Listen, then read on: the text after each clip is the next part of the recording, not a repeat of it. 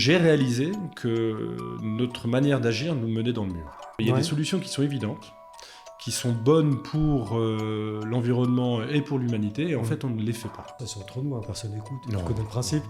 La science va nous sauver. On quitte la Suisse, on vient en France pour créer une entreprise. Courageux. Surtout qu'il y en a plein qui m'ont pris pour un cinglé. Ouais, le danger dans ce métier-là, c'est que quand on a un peu d'expérience, on se dit je suis un peu le cador et puis je veux pas écouter les jeunes. Puis les jeunes qui ont moins d'expérience, finalement, ils te mettent une grosse claque. Et d'autant plus qu'aujourd'hui, on est dans un monde dans le domaine de l'énergie. On allume la radio le matin, on lit les journaux, c'est tous les jours maintenant. Tous les jours. Il y a encore 10 ans, franchement, ça n'intéressait pas grand monde. Je pourrais pas travailler dans un domaine qui soit pas, je dirais, qui œuvre pas un peu aux défis majeurs qu'on a en face de nous, quoi. Le changement climatique. Je pense qu'une fois qu'on a mis le doigt dedans... c'est bien de ça dont on parle. Il mord pas. Non, mais en plus, vous en avez fait énormément déjà des podcasts, là, du coup. C'est déjà une affaire qui roule. C'est l'épisode combien, là? Oui, on sait pas, on n'a pas compté. Mais en heures de vue, là, c'est des centaines d'heures. Ouais, carrément, c'est un gros boulot, hein. Ouais. Bon, c'est surtout lui, hein. Tu sais, moi, je te dis, j'arrive tranquille. De tout temps, l'homme a voulu maîtriser les éléments. Les sources d'énergie fournies par la nature sont innombrables. L'eau, le vent, le soleil sont là, mais comment les dompter? Ça ne coule pas de source. Petite blague. Et pourtant, à l'ère du développement durable, des gens y travaillent. Avec des compétences, c'est vrai, mais aussi du cœur et de l'acharnement. Et c'est sans doute beaucoup de sens aussi également dans leur mission et dans leur vie. Aujourd'hui, dans Chablaisien le podcast, mon invité est un peu tout ça et bien plus encore. Je reçois aujourd'hui Stéphane Viennet, fondateur et dirigeant de la société Hydréol, basée à Thonon-les-Bains. C'est bon? Parfait. Bah voilà, à bientôt. Hein. Bonne introduction, merci Michel. Bon, on boit un café. Merci. Donc voilà, il y a plein de sujets autour de toi. Il y a plein de sujets autour de toi. Mais Stéphane, d'où viens-tu? Alors moi je suis originaire de la région.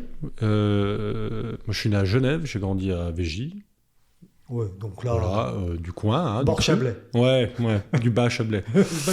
Et puis après j'ai plutôt bougé après, donc j'ai fait mon lycée à Thonon, puis je suis allé faire ensuite mes études à Lausanne, j'ai fait le PFL, et qui m'a amené à faire une année d'Erasmus à l'époque en Angleterre, quand l'Angleterre elle faisait encore partie de l'Union Européenne. Oui, ça c'était bien. Ça. Il y a longtemps ça. Ouais, c'est un truc oublié, mais truc, bien. Tu me parles d'un truc, je crois que j'ai même pas connu. Ouais, j'ai eu de la chance parce que j'ai pu aller à une école prestigieuse, d'Imperial College à Londres. Ah oui. Alors c'était à la fois vraiment intéressant pour le point de vue universitaire, puis c'était fun aussi, hein, parce que tu te marres une année d'échange en Angleterre, tu te marres. Hein. Ah nous les petites anglaises. Surtout les sorties, des nuits courtes, puis des rencontres, ça t'ouvre quand même pas mal de perspectives. De perspectives et puis. C'est où cette école à Londres? C'est à Londres, c'est au centre de Londres, c'est au sud de Hyde Park. Donc oui. C'est vraiment en plein centre. À South Kensington. Et puis après, j'ai refini mes études à Lausanne et j'ai fait mon travail de diplôme en Tunisie. D'accord. Et à l'EPFL, tu as fait... D'ailleurs, est-ce qu'on dit EPFL, EPFL? EPFL, moi je prends plutôt EPFL. Je dis les deux. Ou le poly, souvent on dit le poly. Avant ça s'appelait le Polytechnicum. Ouais. Et à l'époque où ils étaient encore avenue de Pour au centre de Lausanne, mais il y a longtemps, je l'ai pas connu. Et voilà, alors bon, je dois admettre que quand j'y étais, moi, elle n'était pas aussi prestigieuse qu'aujourd'hui. Hein. C'était un peu moins compliqué d'y rentrer. Très honnêtement, je suis pas sûr que j'y arriverai aujourd'hui. Quand je vois les jeunes, les niveaux qu'ils ont pour rentrer à cette école, dans cette école, c'est impressionnant. C'est devenu extrêmement serré. La sélection est très compliquée. Le niveau est à peu près toujours le même, hein, mais vraiment c'est compliqué. C'est des bons qui rentrent aujourd'hui. Bac. Ouais.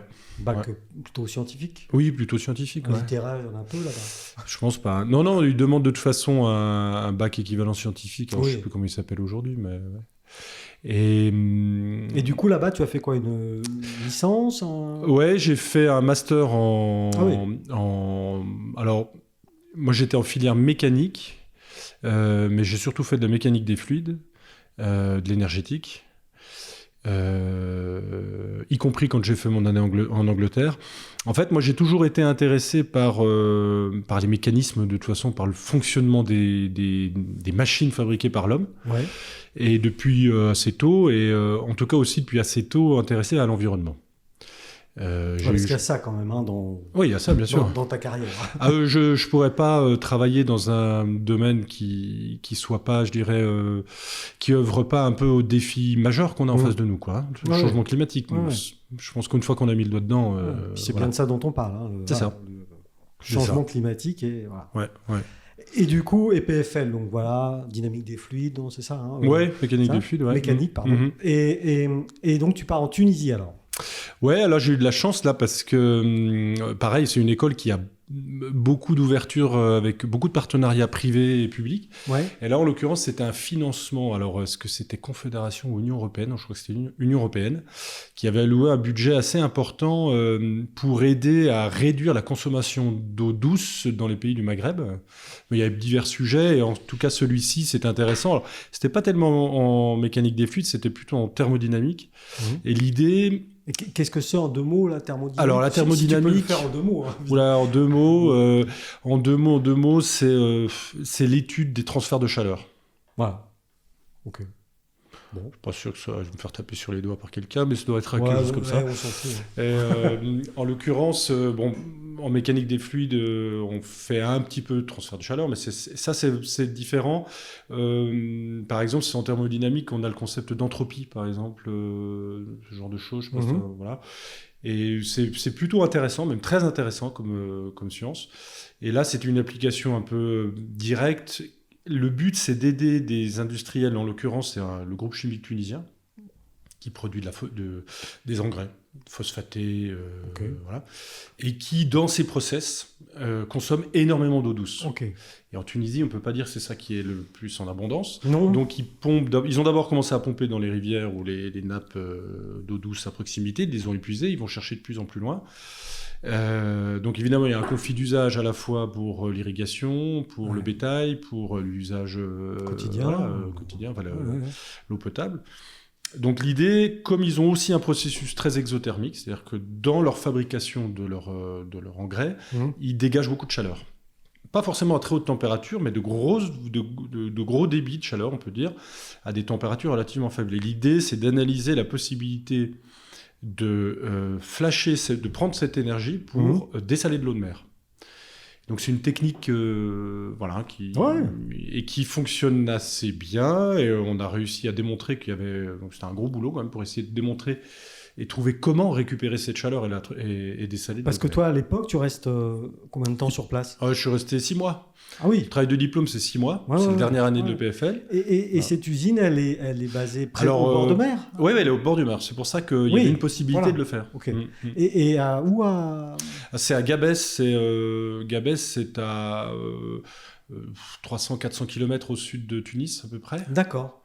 C'est un coin assez relativement aride quand même. Il y a peu d'eau de mer. Et il y a un énorme complexe industriel là, au nord de la ville. Il a été implanté là, pourquoi ? Je ne sais pas bien, c'est l'histoire. Probablement parce qu'il y a un port en eau profonde à côté, donc qui permettait de... Donc ça permet de circuler, quoi. Voilà, ouais. Et donc là, tu es quand même tout jeune, t'as quel âge ? 23 ans, 24 ans 24 ans, ouais. Et tu débarques seul là-bas pour un si gros projet ou... Non, c'est cadré, c'est dans le cadre c'est avec un département, le PFL. On est 2 étudiants à partir en partenariat avec le ministère de l'Agriculture de Tunisie. Après, il faut se débrouiller, mais... On n'est pas là pour beurrer les sandwichs non plus. Il faut quand même trouver des moyens, chercher les informations, se déplacer là-bas, il faut aller se loger. Voilà, tout ça avec des budgets de recherche un peu. Donc c'était... C'est budget serré quand même. Ouais, budget serré. Et c'est ça qui fait partie aussi du challenge, quoi. Ça forme, ça forme. On se débrouille, c'est intéressant. Et donc tu restes 6 mois là-bas. Et est-ce qu'au final, quand tu es rentré en Europe, tu as réussi à la dessaler, ton eau de mer ou... Alors, je ne crois pas que le process ait été réalisé, parce que c'est une question de coût, de volonté politique aussi, sûrement. Et en fait, finalement, ça reste encore aujourd'hui plus simple d'aller chercher de l'eau de mer, même de l'eau douce, même loin. Si elle est même loin, tant que, en gros, on n'a pas la position de faire autrement, quoi. D'accord. Alors ça a peut-être changé dernièrement, j'avoue que je suis plus tellement dossier, bon. mais à l'époque ça n'avait pas été réalisé. Et c'est ça aussi qui m'a donné une sorte de réveil, quoi, en disant mais il y a des solutions qui sont évidentes, qui sont bonnes pour l'environnement et pour l'humanité, et en fait on ne les fait pas. Pourquoi ? Et là, vraiment, je restais face à une interrogation. J'avais pas de réponse. Je ne comprenais pas. Enfin, si, évidemment, le coût financier, mais je ne comprenais pas parce qu'il y avait tellement d'avantages en face que c'était difficile à comprendre, quoi. Voilà. L'histoire de dessaler l'eau de mer, c'était un avantage. Oui. Oui. Bah oui, parce que à la fois on récupère de l'énergie qui est disponible. Hein, c'est de la chaleur qui se dissipe dans l'atmosphère. Donc on peut récupérer, alors pour dessaler de l'eau de mer, parce que c'est le premier usage, mais on pourrait en faire autre chose aussi. Hein. Et donc déjà on laisse s'échapper de l'énergie que l'on a créée artificiellement. Que l'on a générée. Et en plus pour faire fonctionner ce... Et qu'on a généré à grand coup de CO2 en plus, j'imagine. Alors oui, bon ça c'est encore un autre problème. Chose, mais effectivement oui, c'est aussi des process qui sont relativement polluants. C'est une zone qui est un peu sinistrée quand même, parce qu'il y a beaucoup de... notamment du soufre ou quand il y a des jours de vent, tout le monde a mal à la tête dans la ville, quoi, parce que ça passe au-dessus de l'oasis, ça arrive dans la ville, voilà. Ça a peut-être été amélioré depuis, mais il y a une vingtaine d'années, c'était encore ça. Ouais. Donc là, alors c'est une révélation ou déjà tu avais... Non, j'avais déjà envie de travailler dans le domaine de l'environnement. De la technique plutôt que de l'environnement, en fait. Je savais déjà que c'était la technique qui m'intéressait. Oui. Ce qui m'intéresse, c'est de trouver des solutions à ces problèmes environnementaux. En fait, moi, je me rappelle très bien quand j'ai eu une révélation. J'étais dans le car pour aller au collège à Douvaine. Je devais avoir, je devais être en 6e, je crois, quelque chose comme ça. Tu te rappelles, c'était la période des pluies acides.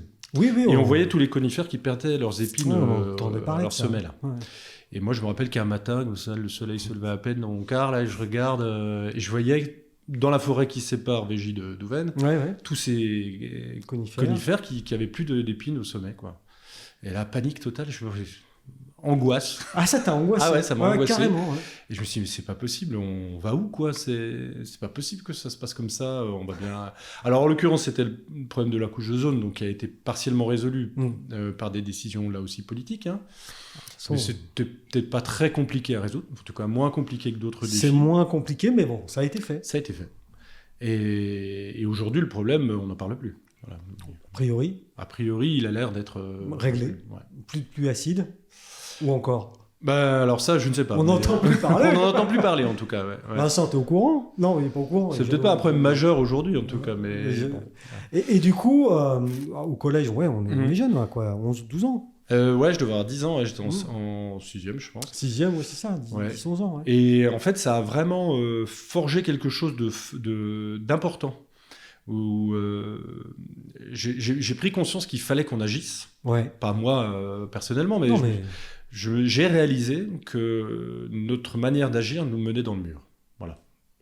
Donc il fallait changer de paradigme. Oui, il fallait faire quelque chose, bien sûr.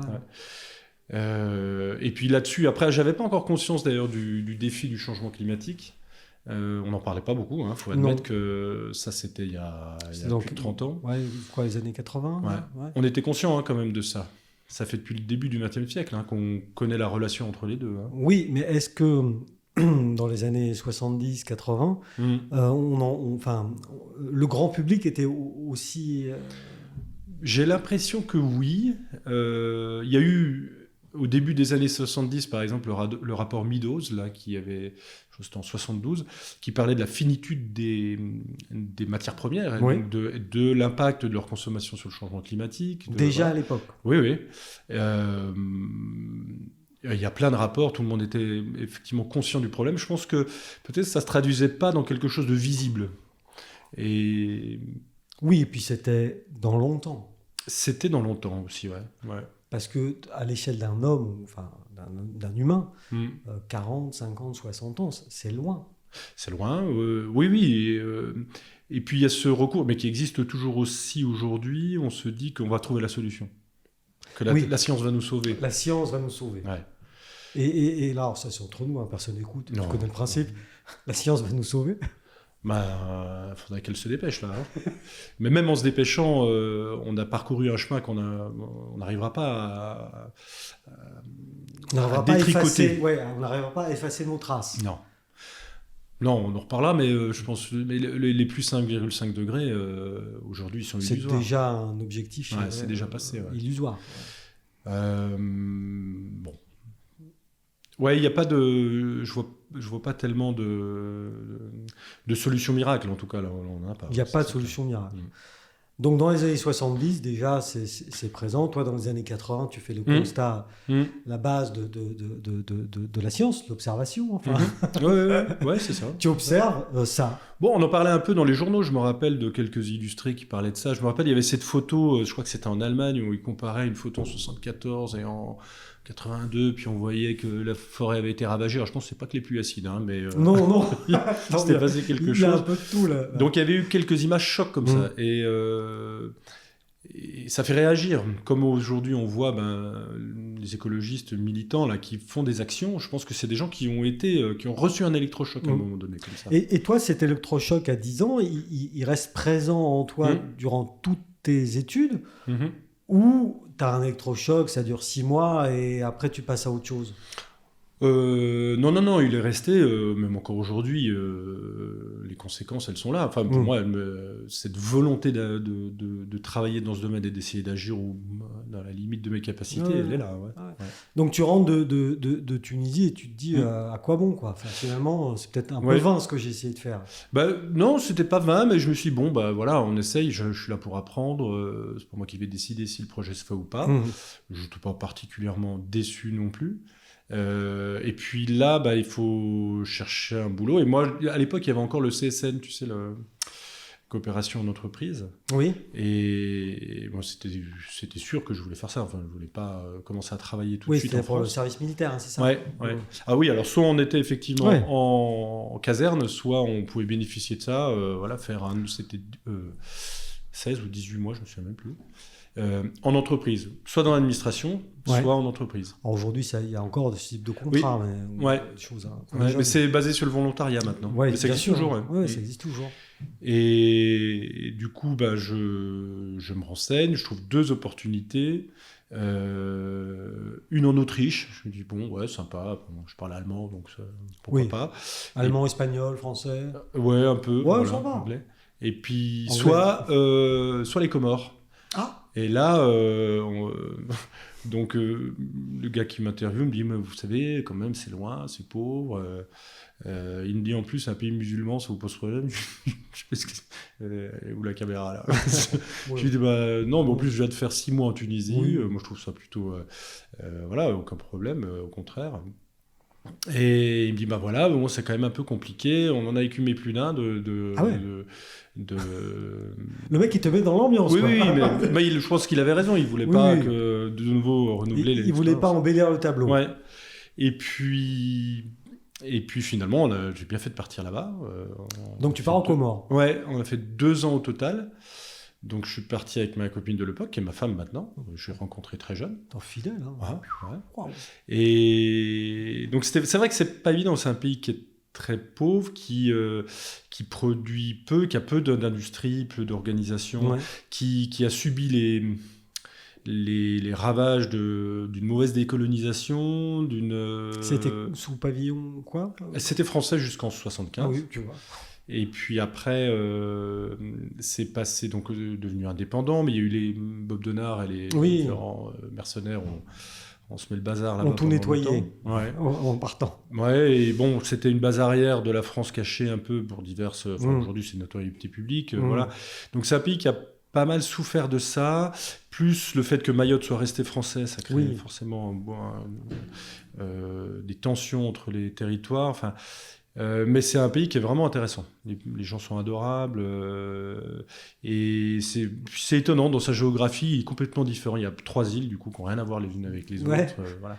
Et du coup, tu vas là. Alors, tu emmènes ta copine de l'époque. ton épouse d'aujourd'hui, ouais. dans tes valises. Mais alors, elle va faire quoi là-bas? Ah bah, c'était pas gagné d'avance. En plus, elle avait fait des études meilleures que les miennes. Donc, en plus? Ouais. Et donc, il fallait qu'elle trouve quand même quelque chose un peu intéressant. Et puis, on a eu de la chance. En fait, elle a trouvé effectivement dans la même entreprise. Moi, à l'époque, je travaillais pour Veolia, du coup, là-bas. Oui, d'accord. Et elle a trouvé un poste dans cette boîte-là. Parfait. Et puis, voilà. Bon. C'était pas forcément son boulot du siècle. C'est bien, au moins, elle était occupée. Ouais. Une parenthèse dans la vie, quoi. Un peu. Ouais, parce que parenthèse 2 ans, quand même, c'est bien. Oui. À cet âge-là. Ouais, c'est bien. Pas d'enfant. C'est liberté totale. Ouais. C'est bien. Ouais, c'est sympa. Faire ses humanités, comme on disait au XVIIe siècle. Je sais plus. Et du coup, toi, tu pars là-bas pour faire quoi? Alors, en l'occurrence, Veolia avait repris le marché, l'équivalent de l'EDF local, quoi. Donc l'énergie. Oui. Production, distribution d'électricité et d'eau. Donc, ça s'appelait la Comorienne de l'eau et de l'électricité. Donc, un réseau électrique super vétuste, 15% des gens à peine alimentés. Ah oui. En eau, c'est encore pire, à peine 5% des gens qui ont de l'eau potable. Une gestion, voilà. Des équipes, pas forcément formées, des problèmes récurrents financiers, etc. Et donc, ça avait commencé avant que j'arrive. Moi, je suis arrivé en 2000 et j'ai fait jusqu'en 2002. Voilà, donc moi, j'étais en charge de la maintenance, des travaux sur les réseaux et des centrales hydroélectriques déjà. Donc, c'est là que tu découvres l'hydroélectricité. Alors moi, j'avais fait ma spécialité lors de mes études en hydroélectricité. Donc tu connaissais. Oui, mais pas concrètement sur le terrain. J'avais une formation théorique. Et puis là, il fallait réfléchir à maintenir les quelques petites centrales qu'il y avait et voir comment les réhabiliter. Voilà. Avec peu de moyens, finalement. Avec quasi aucun moyen. Donc système D. Oui, et puis même pas. En fait, comme c'est des projets qui s'inscrivent dans la durée, y a pas eu, on n'a pas pu faire de travaux, on a pu maintenir un peu, former un peu les gens, trouver des moyens aussi, parce que c'est pas toujours évident. Par exemple, un village qui bénéficie d'une production d'énergie en local va avoir du mal à se dire mais je suis obligé d'acheter l'électricité à un prix fixé au niveau national, ce qui est assez logique, alors qu'en fait j'ai l'électricité gratuitement dans mon village. Donc il y avait pas mal aussi de discours comme ça, plutôt politiques, pour essayer de faire valoir le côté unité. Bon, là, vous avez de la chance, vous avez une rivière, mais le village d'à côté, ils n'en ont pas. Ils doivent mettre du gasoil dans un groupe thermique, ça coûte beaucoup plus cher. Il faut qu'on mélange le tout. Qu'on arrive à... Donc il y avait ça aussi, quoi. Il y avait ça aussi. Donc culturellement, c'était pas gagné non plus, quoi. C'est culturel. Il y a toujours un défi. C'est-à-dire que, par exemple, l'électricité en Afrique, dans un pays, dans des îles comme les Comores, le prix de l'électricité, il est 2 fois plus élevé qu'en France. Ah oui.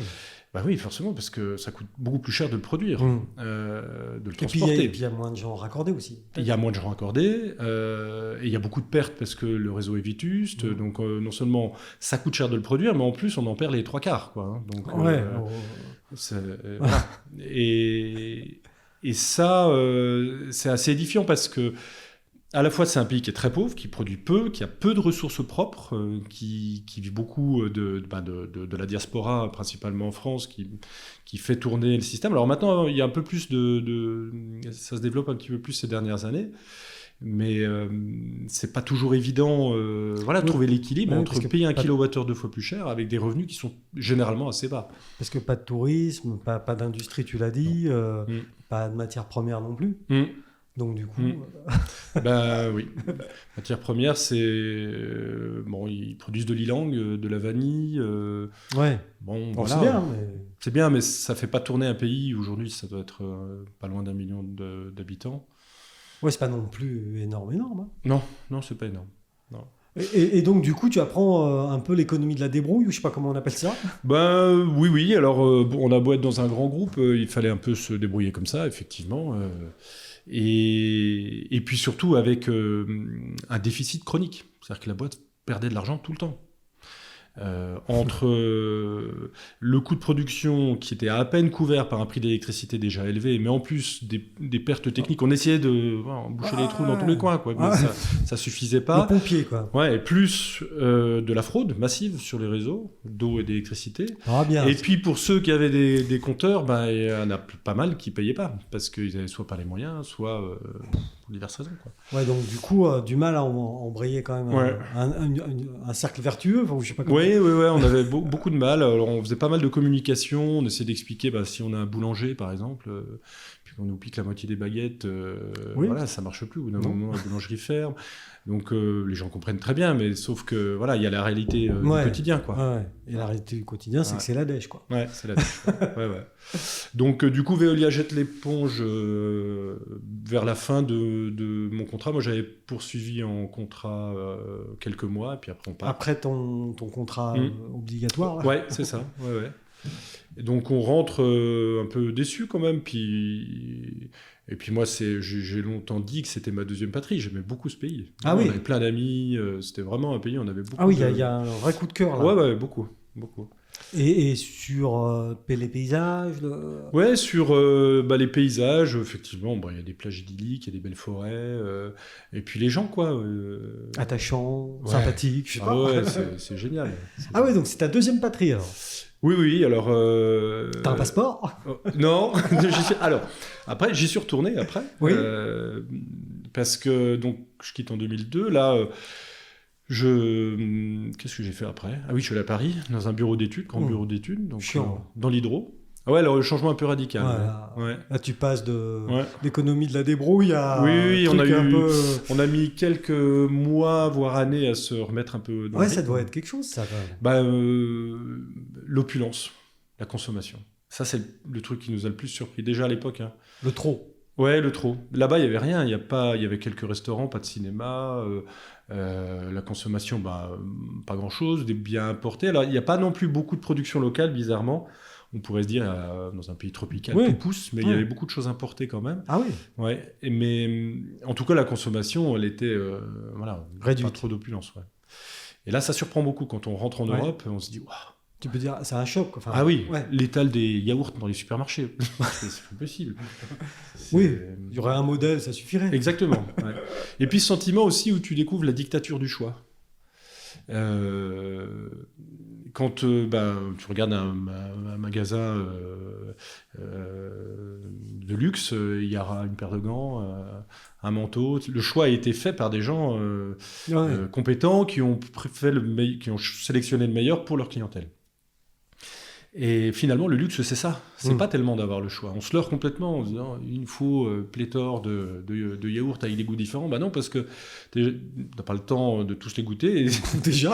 Et t'es jamais sûr d'avoir fait le bon choix, donc c'est un peu frustrant. Et puis bon, moi, je suis pas sûr qu'on aspire à avoir ce choix comme ça. On aurait juste le meilleur. Ouais. Après, c'est du marketing. C'est ce qu'on apprend dans les écoles de marketing. Ouais. Quand tes ventes baissent un peu, quand tu es Gillette, Gillette, tu vois. Tu rajoutes une lame.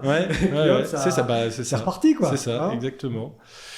Bon, je pense que les choses s'équilibrent. S'il y en a autant, c'est qu'il y a aussi des consommateurs. Donc, mais voilà, cette opulence, là, ça te stresse un peu ou... Alors, à l'époque, ça m'angoissait pas tellement. Maintenant, je pense que oui, plus. Plus maintenant, on en parle beaucoup de cette éco-anxiété là. Je pense que ça touche beaucoup plus de monde maintenant où on réalise vraiment l'ampleur et que ça va être difficile à détricoter. Mais parce que du coup, le constat que tu fais en rentrant, après avoir passé, t'étais un peu rentré en France ou on était rentré une fois, je crois, pendant les 2 ans. Une fois en 2 ans, donc c'est pas énorme. Et du coup, cette histoire d'opulence là. C'est aussi totalement dans ce que tu dis à propos de l'environnement. Et ce qu'on constate. Ouais, c'est ça. On produit trop. On produit trop, exactement. Alors, c'est un peu un paradoxe d'ailleurs, parce que finalement, j'ai choisi de travailler dans des solutions qui permettent de produire des énergies renouvelables, donc quelque part de répondre à la demande, alors qu'en fait, je suis conscient, comme beaucoup d'autres gens, qu'en fait, il faut surtout commencer par réduire notre consommation. Bon, l'un peut aller avec l'autre, hein, c'est pas... voilà. En l'occurrence, on ne peut pas arrêter demain notre consommation d'électricité. Par contre, si on arrive à la baisser, en plus qu'on on augmente la part qui est produite de manière un peu propre et durable, c'est tant mieux. Et c'est... tu parlais d'éco-anxiété, et c'est vraiment la ligne sur laquelle on est là. Enfin, on se rend compte des choses et on a du mal à se dire que moins, c'est mieux.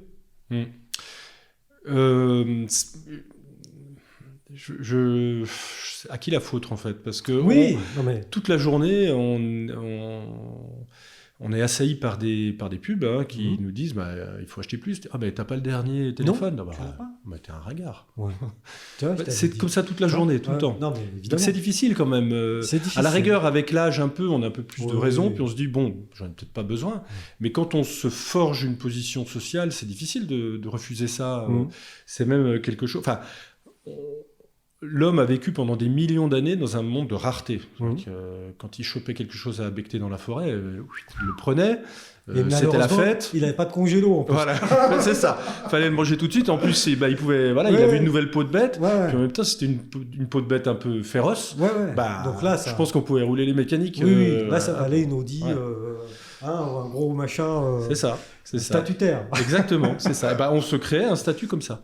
Et aujourd'hui, depuis, disons, 50 ans, mais 150 ans, on va dire, depuis l'ère industrielle, c'est l'inverse. On est arrivé dans un monde d'opulence, de plus en plus d'opulence. Et comment on fait pour déconstruire ça? Tout notre cerveau s'est construit autour de cette quête, quoi. De toute façon, le cerveau humain est construit autour de ça. Ça s'appelle le striatum. Je sais pas c'est ça. Si tu connais. Et c'est le toujours plus, finalement. Toujours plus. C'est le bug humain. C'est le bug humain, exactement. Donc, une fois qu'on a dit ça... On n'a pas tout dit. On n'a pas tout dit, non, mais au moins, on a pris conscience. Oui, il y a une prise de conscience. Et je trouve que ça change un peu ces dernières années. Cette prise de conscience, elle se traduit aussi par des actes de plus en plus répandus. De plus en plus de gens font vraiment des efforts dans la mesure du possible, parce que finalement, on a un mode de vie...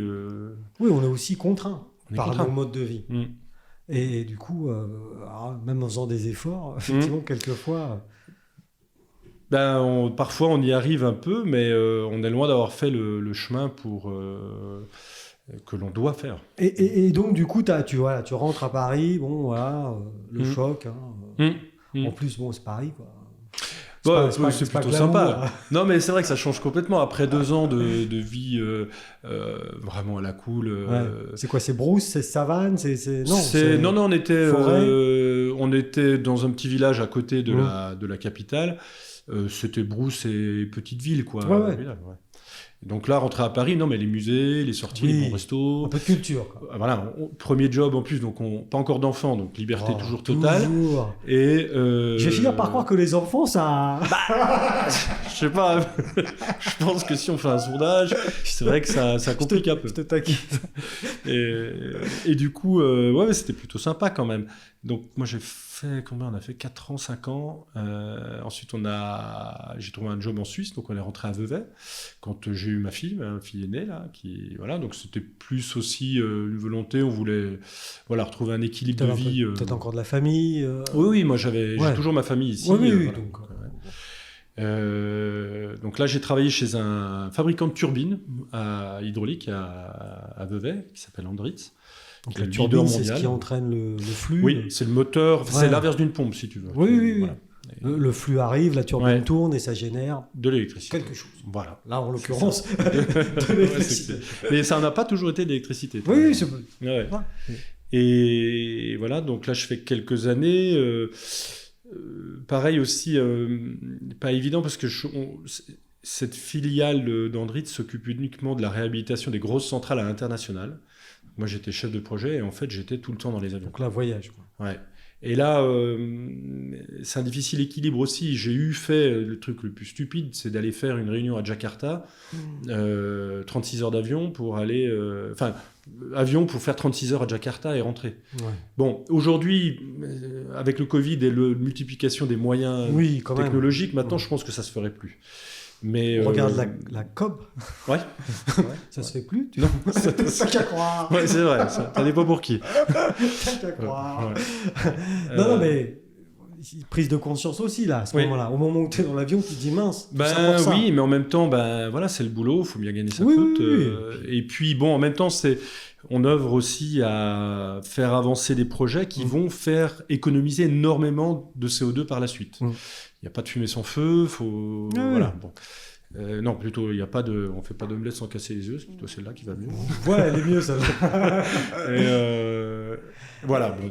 Et du coup, l'hydroélectricité, donc là, j'ai compris, tu es employé, collaborateur dans une grosse boîte. À quel moment tu te dis, allez, c'est bon, je prends mon envol, j'en ai marre de tout ça, je veux faire mon truc à moi?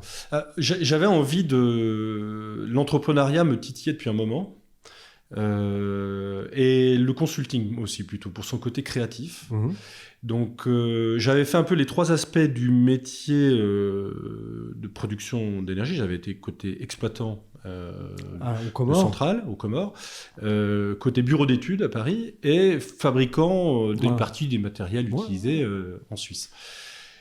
Et donc déjà, tu t'es bâti une belle expérience. Là. Oui, je pense que c'est important pour pouvoir parler le même langage que soit les clients, soit les partenaires, soit les sous-traitants. Enfin bon, c'est important de... Et du coup, quand même dans ta tête, dans un coin très proche du striatum, il y a quand même cette envie de faire par toi-même. Ouais. Oui, et puis, je sais pas, un défi, voilà, donc...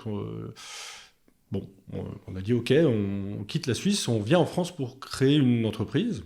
Courageux. Surtout qu'il y en a plein qui m'ont pris pour un cinglé. Qu'est-ce que tu fais? Bon, je regrette pas du tout aujourd'hui. Ça fait maintenant un peu plus de 10 ans là. 10 ans, Je regrette pas une seconde d'avoir fait ça. D'abord parce que pour un défi personnel, un peu la fierté aussi d'avoir réussi à monter quelque chose. C'est dur, je pensais pas que ce serait aussi dur. Il y a eu des moments de doute, même encore aujourd'hui. Qu'est-ce que tu entends par c'est dur? C'est dur de ne pas avoir de vision à long terme, de devoir se remettre en question tous les jours. Je prends par exemple le cas, nous on répond à des appels d'offres, nos affaires en tant que bureau d'études, il y a beaucoup d'études qu'on remporte par appel d'offres. C'est la loterie la plupart du temps. Tu passes des jours à préparer une offre, dossiers, et puis finalement tu la gagnes mais tu sais pas très bien pourquoi, tu la perds sans forcément plus savoir. Quand on répond sur des appels d'offres de bailleurs de fonds en Afrique ou en Asie, 9 fois sur 10 on sait même pas si notre offre a été ouverte, alors qu'on a passé des jours à la préparer. Et puis, pour un petit bureau comme le nôtre, c'est difficile aussi de gérer toujours l'humain, d'avoir les bonnes compétences. Alors les compétences, je pense qu'on les a, et moi je suis admiratif, les jeunes que j'embauche. Ce que tu disais tout à l'heure en préambule. Ouais, ils sont super, franchement, ils sont hyper motivés, ils ont des vraies volontés, ils sont curieux, ils ont une très bonne formation. Non, c'est plutôt de gérer la demande avec les capacités dans le bureau, c'est pas toujours évident. Oui. Donc, nous aussi, on connaît ça. Voilà. On est une petite entreprise. Oui, c'est ça. Ça. C'est ça, effectivement, il faut toujours adapter. Et voilà, le risque aussi, quand on fait des études comme les nôtres, on conçoit des aménagements qui coûtent assez cher, généralement. On n'est pas à l'abri d'une erreur, d'appréciation, de calcul, voilà. Donc ça, on remet sa responsabilité sur la table à chaque fois.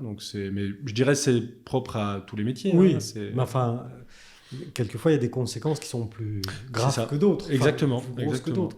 Donc il faut bien se protéger, il faut être bien formé, il faut se remettre en question en permanence aussi.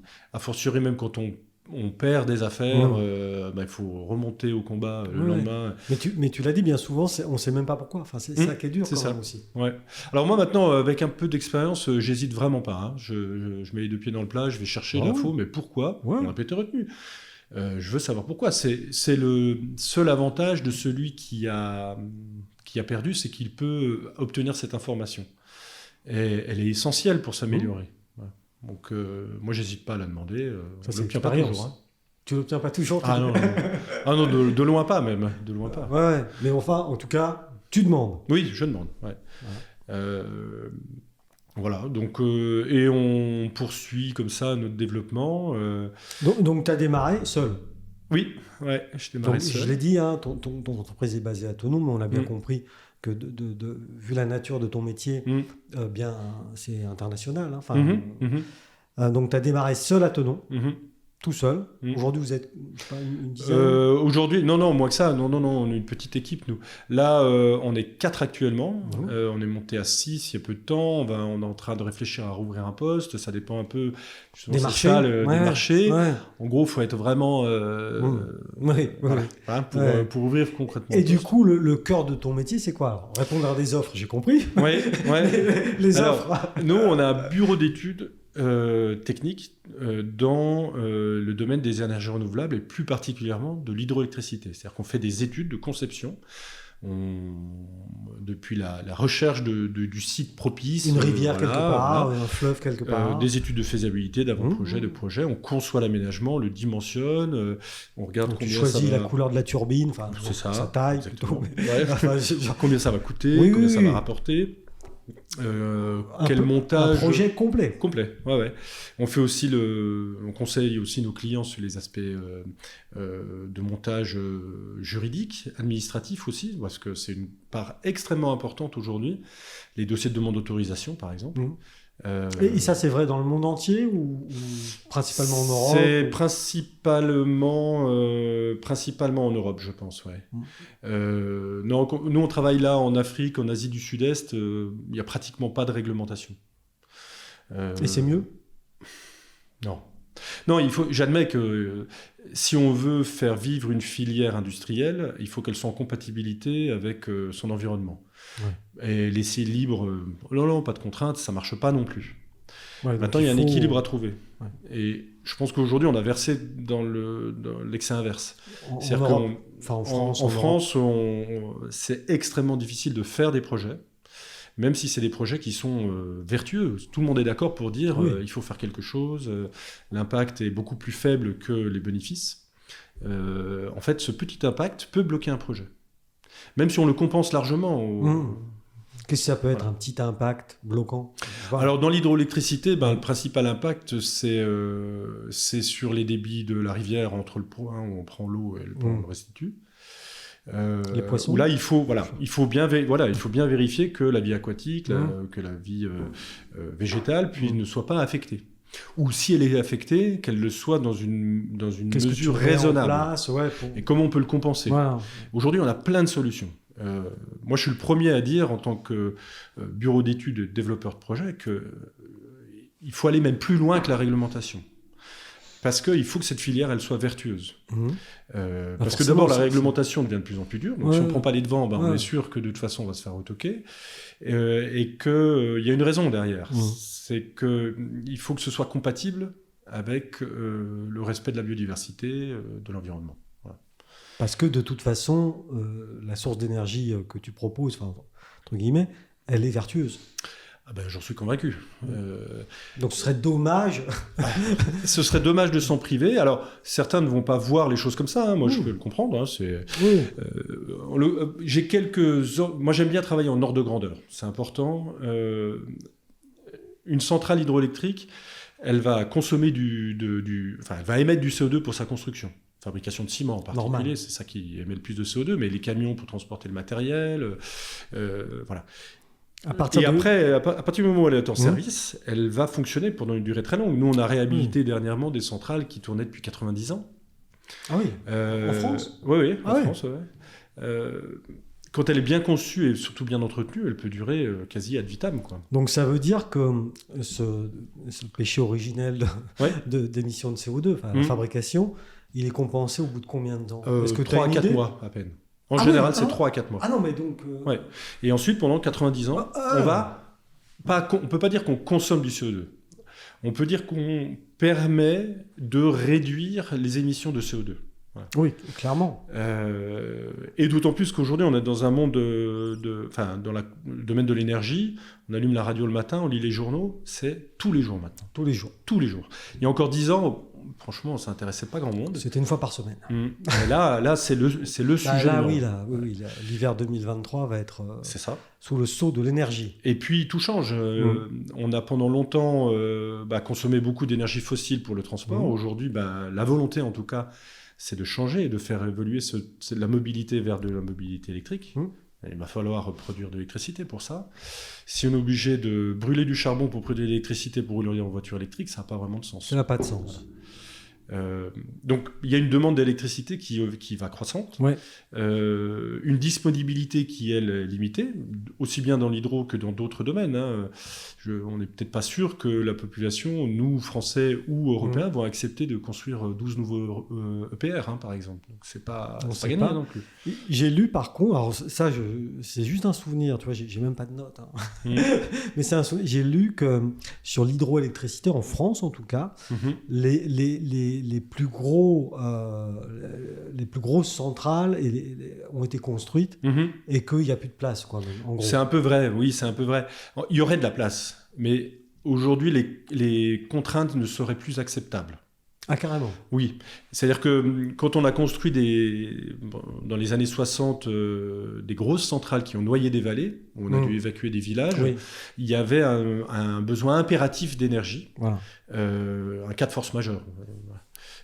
Donc il y avait une déclaration d'utilité publique qui permettait d'avoir des conséquences importantes sur la biodiversité et sur la vie humaine. Parce que quand tu parles de noyer une vallée, c'est parce que pour augmenter la capacité, on fait un barrage. C'est ça. En gros. C'est ça. Ça permet de stocker de l'énergie finalement, de l'électricité. C'est ça, exactement. Sous forme d'eau. Sous forme d'eau. C'est le meilleur moyen de stocker de l'énergie aujourd'hui. C'est le meilleur de plus écologique et de très très loin. De tout temps, enfin. De toute façon. On a des beaux exemples ici.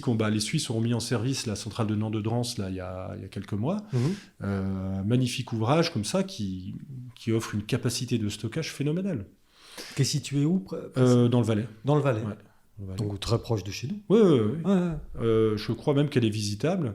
Il y a une autre centrale à côté, la centrale de Biodron, là, vers Montaix, qui cumule plein de records. C'est la plus haute chute du monde, les turbines les plus puissantes, enfin bref. Et c'est un ouvrage absolument très très impressionnant. Donc là, on parle de méga centrales. Oui. Là, ça produit quoi, du kilowattheure là? On est sur l'ordre de grandeur de la puissance, c'est comme des centrales nucléaires. Ouais, c'est ça. Voilà. Donc c'est des gros ouvrages. Il y a aussi tout un maillage, notamment moi tous les jours j'emprunte la route qui est de Châtel de Thonon à Châtel et vice versa. Et il y a tout un maillage de petits ouvrages aussi, tout à fait. Notamment donc sur cette route dont je viens de parler, celui de Bioge. Voilà, Alors Bioge, c'est déjà un ouvrage raisonnable, c'est une vingtaine de mégawatts. Donc ça représente quoi, 20 mégawatts? Alors, j'ai pas les chiffres en tête, mais ça alimente une bonne partie du Chablais quand même, Juste sur une centrale de ce type-là? Oui. C'est quand même un ouvrage qui est important parce que d'abord on va chercher l'eau sur les 3 dranses déjà, sur le Brevon, Dranse de Morzine, Dranse d'Abondance. Quand ils l'ont construit dans les années 50, je crois, ils ont construit des galeries sur des kilomètres, ils ont construit un barrage qui fait une 30aine de mètres d'eau. C'est un ouvrage important qui n'était pas le premier dans la vallée. Le premier, c'est celui, si je ne me trompe pas, de Chevenot, qui date de la fin du 19e. Et il me semble qu'il avait été construit à l'époque pour alimenter en électricité Thonon et Évian pour les funiculaires et l'éclairage public. D'accord. Donc là, on a le barrage du Joty, plus donc plein de galeries, plein de tunnels qui permettent... Alors, c'est 2 ouvrages différents, celui de Chevenot et du Joty. Et tout ça permet de livrer de l'électricité de sources renouvelables sur un réseau. Après, les électrons, ils se baladent sur le réseau. L'électricité, elle est consommée où elle est consommée. Mais toujours est-il que l'avantage majeur de ces aménagements de petite taille, on va dire, c'est qu'ils permettent d'alimenter localement, de monter sur des réseaux de distribution locale, on va dire, de 20 kV, 30 kV, qui ne nécessitent pas de grosses infrastructures, qui sont à la fois chères. Par exemple, sur une facture d'électricité, la part du prix du kilowattheure que le consommateur final paye, c'est très important, la part du transport. Bien plus important qu'on ne le pense. D'accord, donc le transport, c'est quoi? Les câbles, les lignes de tension, les postes de transformation, etc. Ça, c'est des infrastructures qui sont très lourdes. Mais quand on a une centrale du budget qui fait plusieurs gigawatts de puissance, c'est évidemment pas consommé dans le village d'à côté, c'est distribué dans toute la région. T'imagines? Ça marcherait, ça marche. Regarde, exactement. Coup de sèche-cheveux. Bon, du coup, il faut les transporter. Oui, il faut transporter. Voilà, donc ce fameux RTE. D'où RTE, effectivement. Le réseau de transport de tension. Voilà. Et on en a besoin, évidemment, mais il y a des pertes électriques d'abord sur ces réseaux, c'est inévitable. Hein. Comme aux Comores, mais nettement moins. Oui, nettement moins. T'as une idée comme ça de la perte que ça... Non, je ne sais pas. Je n'ai pas les chiffres en tête. Je pense que c'est bien optimisé aujourd'hui. Ouais. Mais inévitablement, c'est un équilibre économique. Si on met des câbles plus gros ou on monte plus haut la tension, ça coûte beaucoup plus cher. Et finalement, ça ne compense pas les pertes économiques des pertes par effet Joule, enfin de pertes électriques. Donc, inévitablement, il y en a. Et puis, ça a un coût de toute façon, toutes ces infrastructures. L'avantage de produire localement avec des moulins, etc., c'est qu'en fait, on n'a pas besoin de toutes ces infrastructures. Voilà. Et du coup, alors je sais pas si c'est comme ça que ça marche, mais moi j'imagine dans cette station, là, dans cette centrale à Bioche, là-bas, il y a un gars, à un moment donné, on lui téléphone, on lui dit on n'a plus de jus, ok, il ouvre une trappe et... Non. Alors peut-être qu'à l'époque c'était comme ça, dans les années 50 c'est possible. Non, aujourd'hui, tout ce que produit Bioche est consommé. Ok. Et puis c'est produit de façon stable. Oui, c'est prédictible. C'est aussi un des avantages de l'hydro, c'est que c'est une énergie qui est prédictible. C'est-à-dire qu'on ne va pas forcément savoir quelle va être l'hydrologie dans 3 mois, mais par contre, en une semaine, on arrive plus ou moins à le savoir. On regarde la météo, on sait que notre expérience fait qu'on sait que les débits, ça va être ça. Donc, on arrive à produire jour et nuit, et pourquoi pas à stocker. Par exemple, si on a un surplus, on pourrait pomper pour aller remplir un réservoir à côté, et comme ça, on a une batterie à ciel ouvert. Et ça, c'est du stockage d'électricité. C'est du stockage même si c'est de l'eau qu'on stocke. Ouais, tout à fait. Et donc, du coup, l'eau coule vers une turbine, c'est ça, tout simplement. Ouais. Puis derrière, il y a quoi, une espèce de dynamo? Oui, alors l'eau, en fait, si on prend l'exemple de Bioche, il y a un barrage voûte en béton, et avec une prise d'eau sur le côté. L'eau s'engouffre dans cette... Alors, il y a une grille de protection. Pour éviter les arbres, les batraciens. Oui, pas mal de choses, les poissons, voilà. Et puis les embâcles, effectivement. Donc après, ça va dans une galerie, là en l'occurrence, et après il y a une conduite forcée. Donc on met l'eau sous pression parce que, en fait, ce que l'on utilise, la forme d'énergie qu'on utilise, c'est l'énergie potentielle. C'est-à-dire qu'on va exploiter le dénivelé entre le niveau de l'eau à l'amont et le niveau de l'eau en sortie des turbines. Et en fait, on a une pression qui se crée, et c'est cette pression qu'on transforme en énergie mécanique. C'est cette espèce de tube vert qu'on voit passer dans la montagne. Exactement. Ok. Et du coup, ça génère, donc ça fait tourner la turbine? Oui, ça fait tourner un rotor de turbine qui actionne une génératrice, un alternateur, avec les pôles, etc. Et puis là, on fabrique du courant. Et là, on envoie ça sur le réseau. Directement, on ne la stocke pas avant Non, l'électricité ne se stocke pas. Si, il y a des moyens, mais... voilà, ou alors sous une forme différente. Mais après, sur des batteries, mais il faudrait des batteries... C'est ça. Tellement énorme. Exactement. Ouais. Et donc, du coup, et après, moi, j'allume ma petite lampe, là, et c'est bon, ça marche. Voilà, c'est ça. C'est simple. Alors ici, là, à Thonon-les-Bains, aujourd'hui, 15 novembre, il est probable qu'une part importante de l'électricité qu'on consomme vienne de cette centrale. Mais c'est pas le cas tout le temps. C'est pas le cas tout le temps. On a eu un été très sec, par exemple, donc là, la centrale a été arrêtée. Il y a eu des travaux en plus, donc... Pendant un certain temps. Mais j'ai eu, lors de mes discussions, de mes pérégrinations nombreuses dans le Chablais, tu me connais, je sais que je vais à droite à gauche, j'ai quelqu'un, alors et là tu me dis s'il s'est trompé, qui me disait, donc quelqu'un de bien informé, qu'à peu près 80% de l'électricité qu'on consommait en Chablais, et principalement Thonon-Évian, était d'origine hydro. C'est possible. C'est possible. J'ai pas les chiffres en tête, mais c'est un chiffre qui m'étonne pas. Ouais. Donc je pense qu'on est là-dessus. C'est ça, exactement.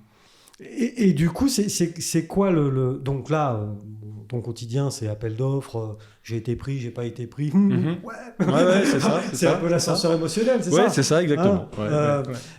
Et dans, je sais pas, 5-10 ans, tu te vois... Comment comment tu vois l'évolution de l'électricité hydro, hydroélectricité? Ouais. Alors, d'un point de vue personnel, moi je vois continuer effectivement ces activités en bureau d'études parce que j'aime bien ce côté créatif de conception. Et c'est un métier qui demande pas mal d'expérience parce que...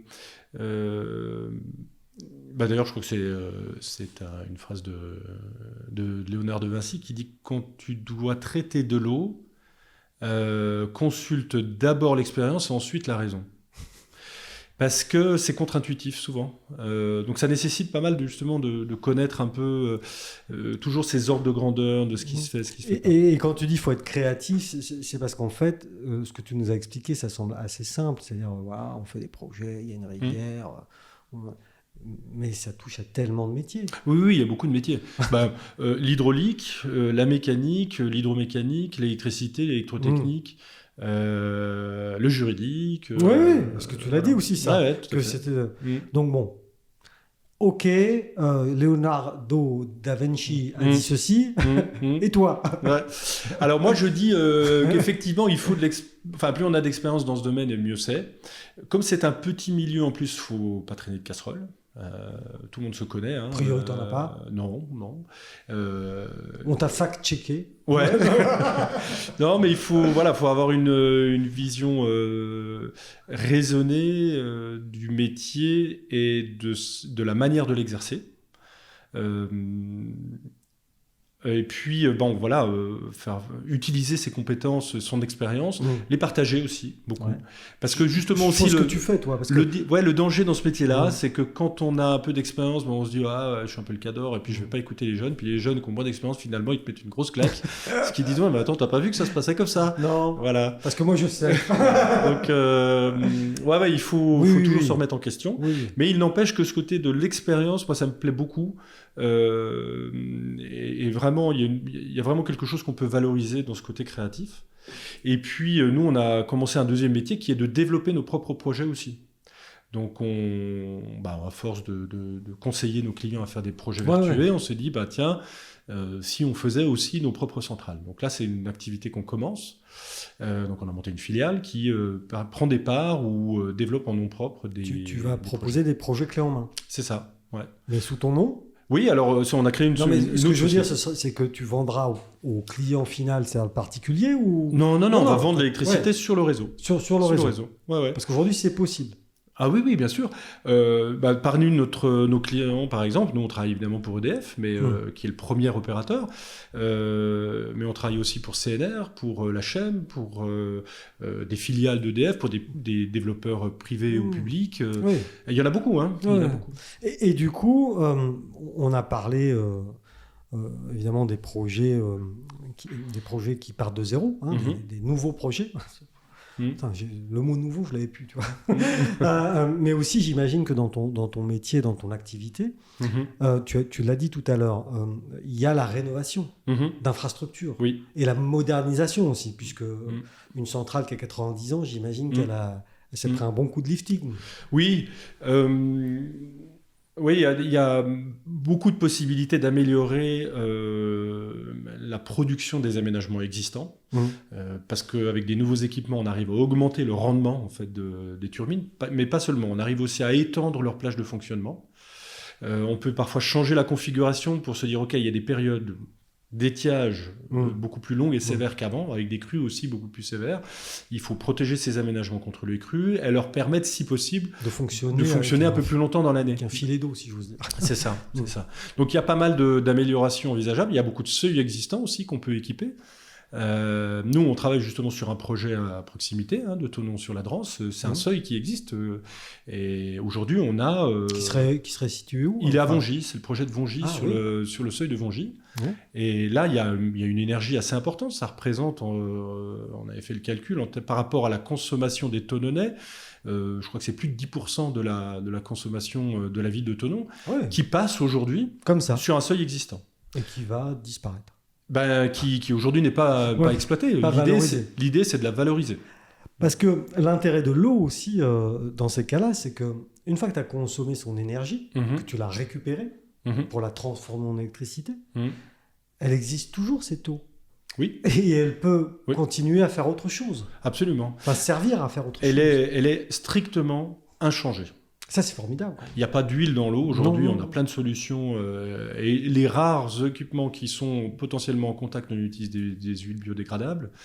Il y a beaucoup de sites d'ailleurs aujourd'hui, et c'est le cas de Vongy, où aujourd'hui, il y a un seuil qui a été créé. Alors, c'est étonnant, je ne sais pas si tu connais l'histoire de ce seuil. En fait, Non. le pont a été construit sous Napoléon III. On parle C'est du la pont route de à faire. Vongy. Hein. Alors, il y a le pont de Vongy, Ouais. qui est un très beau pont en maçonnerie, là, avec un radier en pierre. Ouais, enfin, qui oui. est petit. Hein. Oui, qui est petit. Qui est petit. Et qui, à l'époque, en tout cas, c'est un ouvrage national, puisque c'est sur la route C'était impériale la route qui Napoléon. permettait de relier Paris à l'Italie. Ouais. Et donc, ce seuil a été construit, et comme il a un radier en pierre, en fait, l'écoulement s'est un peu accéléré et a commencé à avoir ce qu'on appelle de l'érosion régressive à l'aval. Ouais, Et à la base. une fois que ça commence, ça s'arrête plus. Mm. Donc, ça a commencé à creuser. Et pour pas déstabiliser le seuil, on a mis des enrochements pour éviter que Voilà. le pont se fasse Oui, la oui. malle, surtout dans le lac. Oui. Et aujourd'hui, un peu plus d'un siècle, il y a un trou de 6 mètres qui s'est creusé.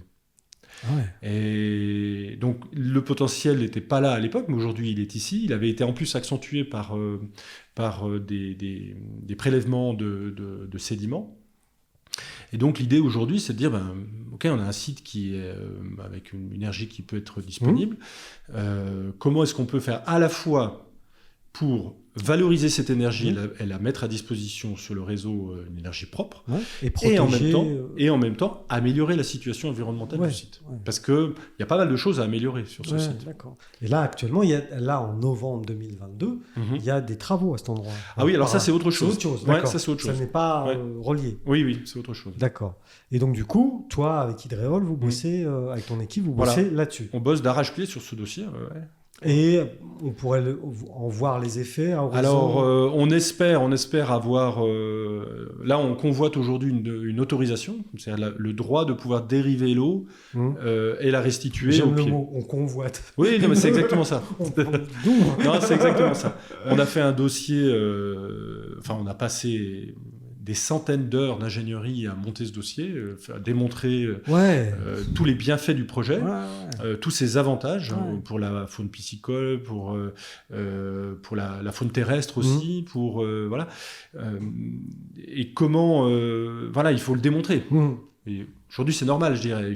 On vient pas là en disant bon, je vais faire ça. Non. Donnez-moi l'autorisation. On n'est pas au Mais Qatar. c'est des dossiers qui sont très très compliqués.